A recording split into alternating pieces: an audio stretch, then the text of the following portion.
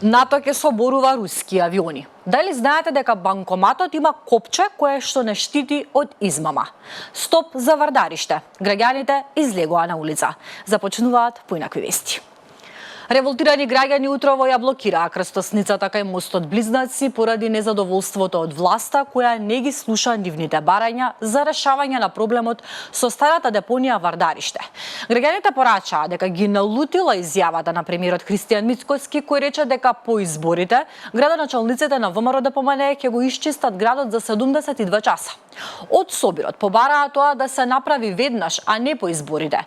На мирниот собир пристигне градоначалникот на аеродром Дејан Митески, кој се најде на удар од страна на граѓаните, кои го критикуваа дека ова му е прв пат да се појави на нивен протест и дека никој од властите не сака да го реши овој проблем со старата скопска депонија која го труе целиот град. И тоа треба да го обезбедите, за тие пари што ги добивате. Ако не можете, тргнете се. Сите проблеми.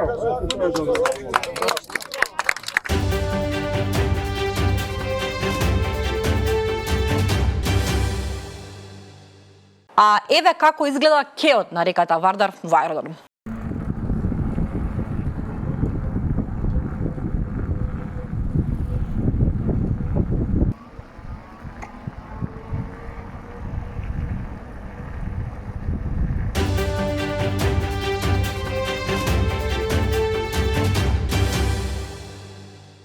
Спуштате слушалка доколку поминувате на пешачки и никако телефонот во рака. Денеска очекувајте полицијата да ве изненади на повеќе локации каде има пешачки премин.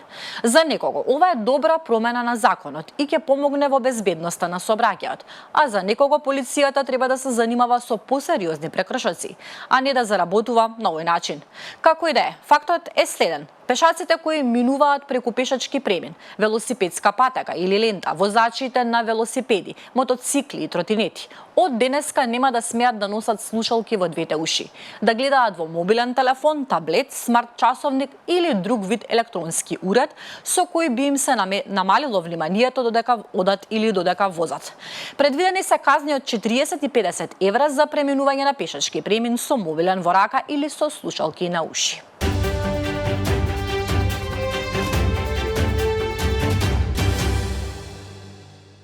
Безбедноста на подигнување пари од банкомат е постојана грижа за корисниците, но постои едноставен трик кој може да ве заштити од измама.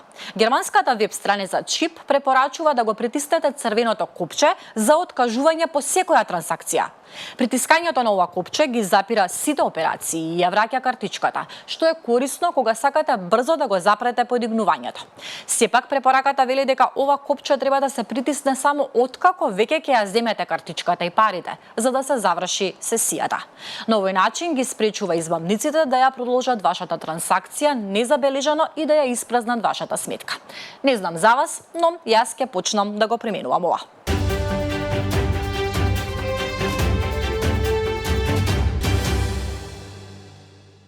НАТО ќе соборува руски авиони. Холандскиот премиер Дик Шоф изјави дека НАТО е подготвен да употреби вооружена сила и да собори руски авиони, доколку го нарушат воздушниот простор на земјите членки на Алијансата.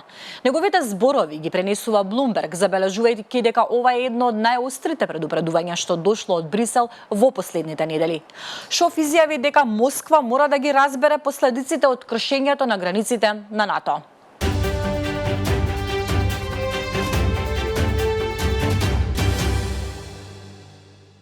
Поранешниот британски премиер Тони Блер би можел да стане шеф на преодната власт во Газа, пишува списанието Економист. Според овие наводи, како дел од планот за управување со територијата по завршувањето на непријателствата, се разгледува формирање на тело наречено меѓународна преодна власт во Газа, на чие чело би можело да биде Блер. Списанието потсетува дека поранешниот британски премиер бил во Газа неколку пати од почетокот на војната и дека е активно вклучен во развивањето план за управување со оваа територија во постконфликтниот период.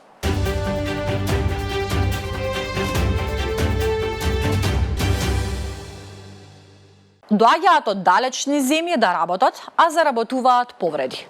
Кој се грижи за безбедноста на странските работници? Според законот, надлежни за безбедност на странските работници се фирмите што ги ангажирале, што значи дека треба да им обезбедат соодветна заштитна опрема и услови. Од друга страна, трудовите инспектори се должни да појдат на лице место за да направат реконструкција на причините што довеле до несреќа на работното место. Тоа значи дека се пријавени здравствено и пензиско осигурени и се носат на задолжителни лекарски прегледи, како секој домашен градежник. Објаснува за Слободен печат Андреа Серафимовски, председател на Сдруженијето за градежништво при Стопанската комора на Македонија. Темата е на Сонја Кириджиевска.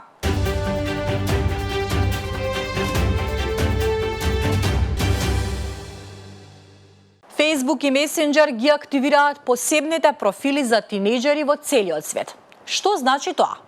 Новите тинејџерски профили им овозможуваат на родителите да следат како нивните деца ги користат апликациите на Мета, а тие вклучуваат функции за следење на времето поминато пред екранот и можност да видат со кого разменуваат пораки нивните деца.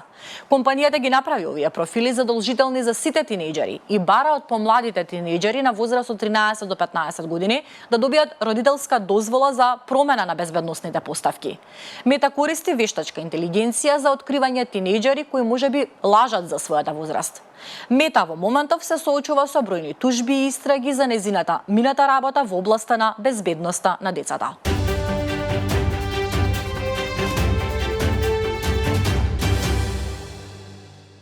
А американската компанија Starbucks денеска објави дека затвора стотици продавници во САД, Канада и Европа, како и дека отпушта 900 вработени кои не се малопродажни. Гигантот за кафе од Сиетл истакнува дека затворањето на продавниците ќе започне веднаш, како и дека ќе ги фокусира повеќето од своите ресурси на реструктурирање на бизнисот. Starbucks вели дека на отпуштените работници ќе им се понуди отпремнина и преместување каде што е можно.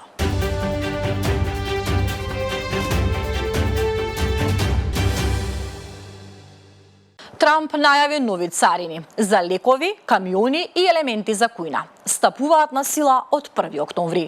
Во најавата Трамп пишува дека доколку е започната градба на фабрика на фармацевски компании во САД, нема да се наплаќа царина.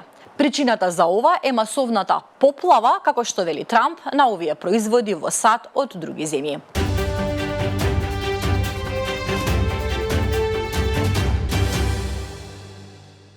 Тиктокерките контра Трамп. Откако Доналд Трамп изјави дека постои поврзаност помеѓу земањето на парацетамол за време на бременост и нарушувањата од спектарот на аутизам, бремените жени почнаа да објавуваат видеа на социјалните мрежи како го земаат овој лек против болка. Многу од нив порачаа дека не сакаат да примаат медицински совети од председател кој нема медицинска диплома, а со нив се согласија и многу лекари. На социјалните мрежи, особено на X и TikTok, се шират бројни видеа. Во едно од нив, жена се снима додека зема парацетамол со надпис: "Еве ме, бремена сум, земам парацетамол затоа што верувам во науката, а не во некој што нема медицинско образование." Лекарите предупредуваат дека високата температура во бременоста е поврзана со зголемен ризик од вродени маника и фетусот.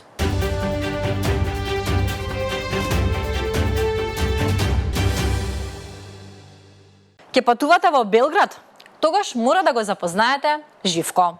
А кој е Живко? Се работи за најпопуларното српско маче. Го има и на Google Maps и можете да го најдете патот до него. Сите инфлуенсери, повеќето туристи, го бараат питомиот мачар кој преку ноќ стана градска атракција.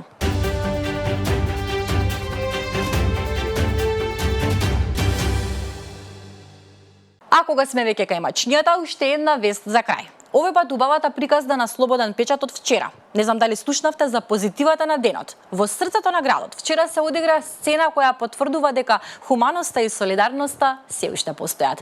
А нашата екипа посведочи за тоа. Како што велат локалните граѓани, едно мало маченце, старо едва 1 месец, со денови било заробено во олук на куќа, заборавено од мајката, препуштено на дождот, ветерот, без храна и постојано напаѓано од гаврани. И кога изгледаше дека надежта е изгубена, група храбри луѓе од јавното претпријатие Улици и патишта по молба на вработени подготвени од нашата редакција Слободен печат одлучија да спасат еден невин живот. Со огромна желба за хуманото дело, Дејан Ивковски Зико се качи и го излече за главиното маче, додека Боби Мицевски до него обезбедуваше пристап до местото. На земјата подготвени за секој случај стоја Зоран Поповиќ и Дејан Димчевски, кои асистираа во акцијата. Сето тоа немаше да биде возможно без сигурната рака на Градимир Илиевски, кој со мајсторско управување на багерот овозможи спасување да се изведе на безбедно. Браво за овие луѓе. А доколку се прашувате каде се наоѓа ова пресладко маченце, ве уверувам дека е на топло и изгрижено место, полно со љубов во мојот дом. Почитувани, тоа беше се во овие поинакви вести. Ви благодарам да довербате и вниманието. Ќе ви посакам убав викенд. Се гледаме во понеделник.